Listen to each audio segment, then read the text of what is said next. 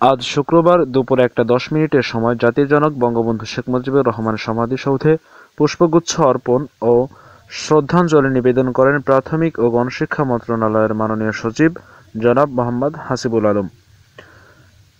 এ সময় জাতির পিতার রুহের মাগফিরাত কামনা করে ফাতিহা পাঠ করেন এবং 15ই আগস্টের শহীদদের প্রতি গভীর শ্রদ্ধা নিবেদনের সাপেক্ষে দোয়া ও মোনাজাত করেন। একই সাথে মাননীয় প্রধানমন্ত্রী বঙ্গবন্ধু কন্যা জননেত্রী শেখ হাসিনার দীর্ঘায়ু কামনা করেন। এ সময় উক্ত অনুষ্ঠানে উপস্থিত ছিলেন এডিসি জনাব মোহাম্মদ ইলিয়াস রহমান, উপজেলা নির্বাহী। রওজায় পৌঁছে দিন।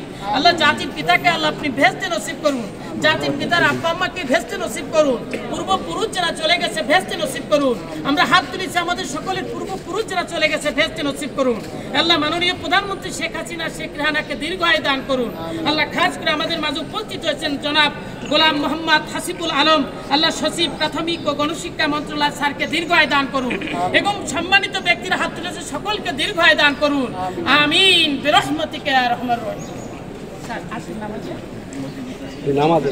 অফিসার জনাব এ.কে.এম. হিদায়াতুল ইসলাম, গোপালগঞ্জের জেলা প্রাথমিক শিক্ষা অফিসার বাবু আনন্দ কিশোর সাহা, টুঙ্গিপাড়া সহকারী কমিশনার ও ভূমি দিদারুল ইসলাম।